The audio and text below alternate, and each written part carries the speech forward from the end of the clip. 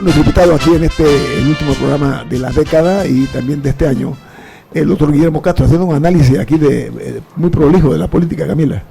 Sí, quería ver si dedicábamos el último bloque a América Latina, que tuvo un año bastante convulso, entre las protestas en Chile, toda la situación que se dio en Bolivia, los problemas con la inseguridad a la que se está enfrentando López Obrador, lo que sucedió en Argentina políticamente con el peronismo que regresó a la Casa Rosada. ¿Cómo ve usted la región terminando esta década e iniciando la próxima? Mira, yo creo que nosotros debemos, entre otras cosas, aprender a ver a Panamá en el sistema mundial. En una época había una materia en la escuela que se llamaba Panamá en el mundo americano, en el tiempo de la patria antigua. Necesitaríamos realmente tener una idea de Panamá en el sistema mundial, porque hemos tenido aquí una pálida muestra de un tipo de evento que ha tenido expresiones muy potentes a lo largo del año 2019 en una lista de países con gobiernos de las más diversas ideologías y sistemas políticos. O sea, tú tienes Hong Kong, tienes Francia, al mismo tiempo tienes Chile, Colombia, Brasil aún no, pero bueno, la Argentina a su modo, Bolivia con el desastre que ha ocurrido ahí. La lista podría ser larga, porque como no tenemos una visión de Panamá en el sistema mundial, no nos acordamos que otros escenarios muy importantes de esto han sido, por ejemplo, Irak y el Líbano.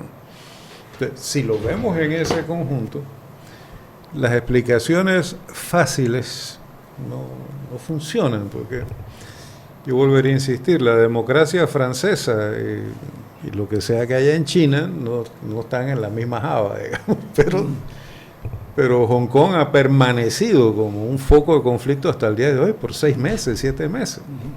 Sí. Y Francia... no se apaga. No se apaga. Y Francia igual empezaron con los chalecos amarillos, ya salieron los sindicatos del transporte y otros en Francia. Incluso el sindicato del teatro, lo que sea, de París, que ahora tiene las bailarinas en la calle. Entonces bailando. Mundo convulso, ¿no? Pone la cosa más alegre, ¿no? Sí. Entonces, en ese esquema, ¿qué es lo que se ha desencajado?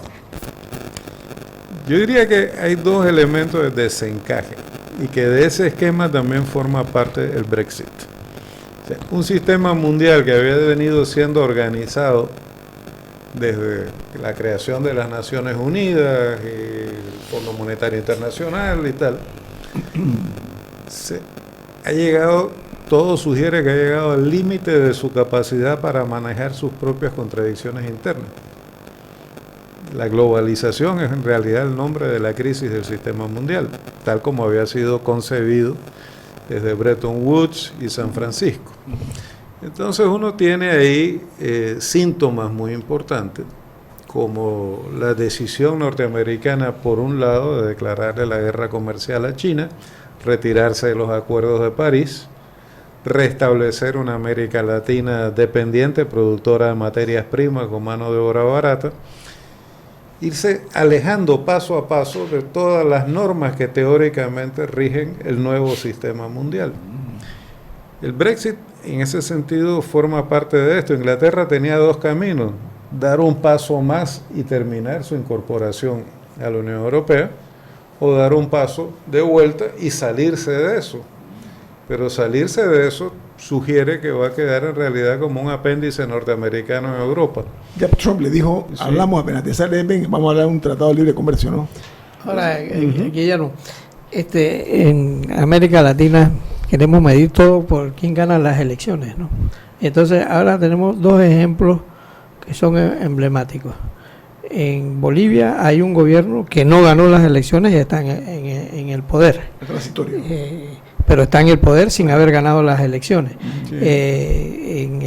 En Venezuela, Guaidó supuestamente está representando al pueblo venezolano y está a punto de perder el cargo con la misma asamblea que lo y por corrupción que lo eligió. La gente que ha hecho ¿Qué interpretación le podemos dar a esto.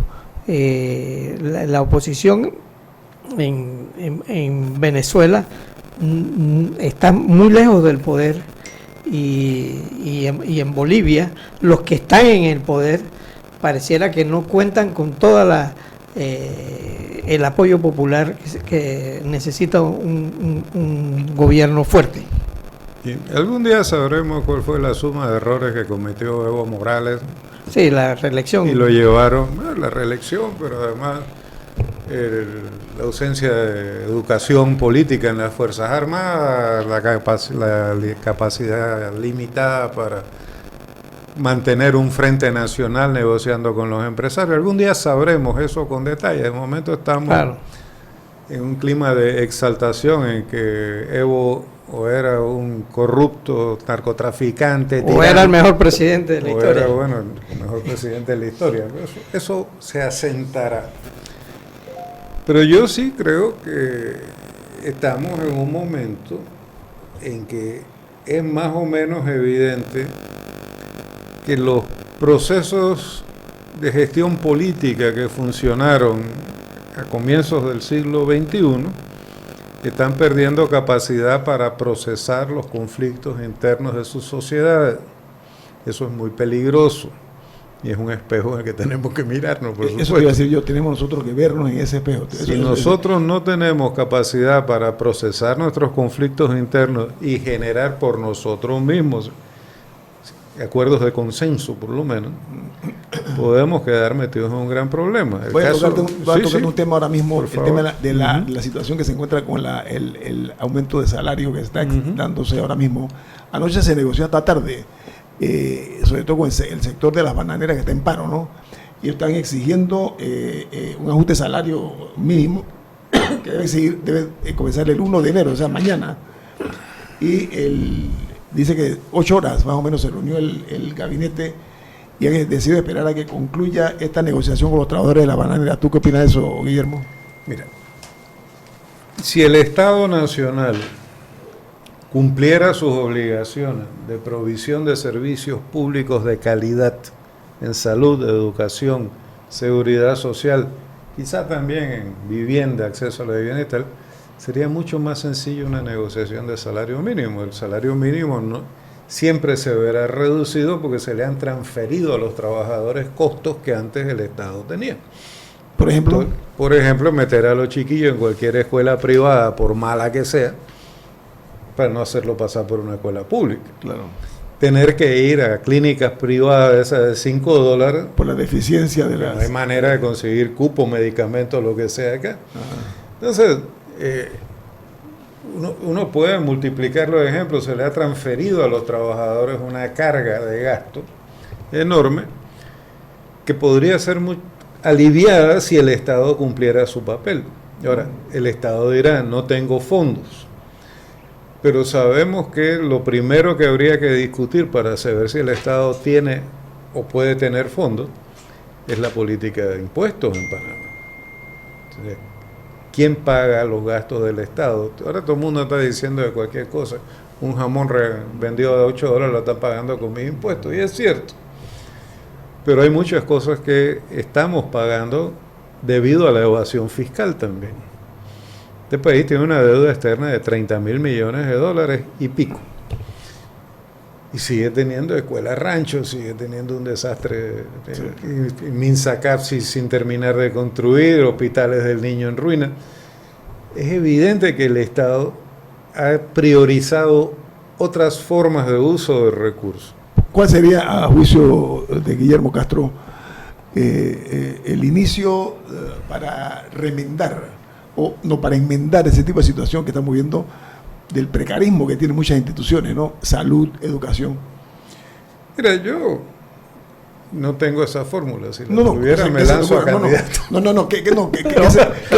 Pero un buen ejemplo, Guillermo, es el Hospital del Niño. Es increíble que el Hospital del Niño, funciona, ¿no? Este gobierno y los gobiernos pasados hayan permitido que se haya estancado una licitación. Hayan permitido que se haya estancado una obra que quizás no era necesaria en ese lugar, como la ciudad de la salud. Sí.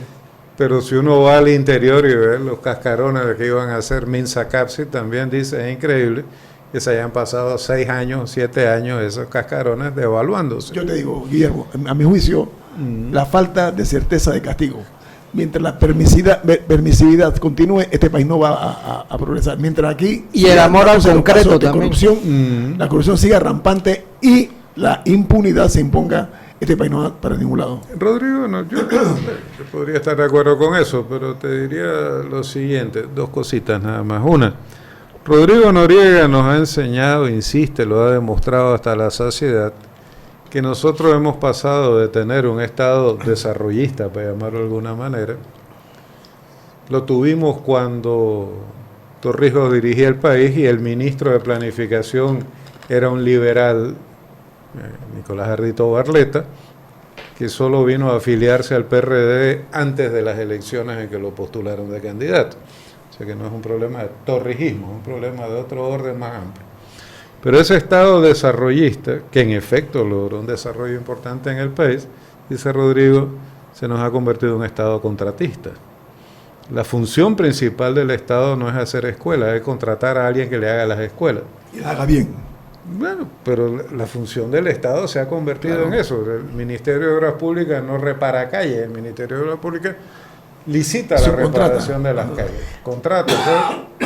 El Estado se ha convertido simplemente en un mecanismo de transferencia de fondos al sector privado. Cuando uno ve el caso del Hospital del Niño, se da cuenta de que ese hospital no se ha construido, entre otras cosas, porque cada licitación ha sido objetada por otros competidores. Entonces, el Estado no puede hacer nada más que sentarse a esperar que el Poder Judicial resuelva.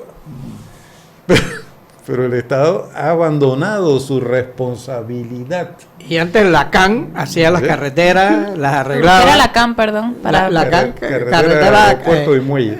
El muelle. Pero era del Estado. Era del Estado. Lo que es el Mopol. O sea, antes el Estado hacía las carreteras. Sí, hacía las hidroeléctricas, y hacía esto, y hacía aquello, pero de pronto resultó que como el Estado es un mal administrador, se dice, las empresas públicas siempre son ineficientes, menos el Canal de Panamá, que es una empresa pública, los sindicatos son una mala cosa, menos el Suntra, que tiene contratos largos.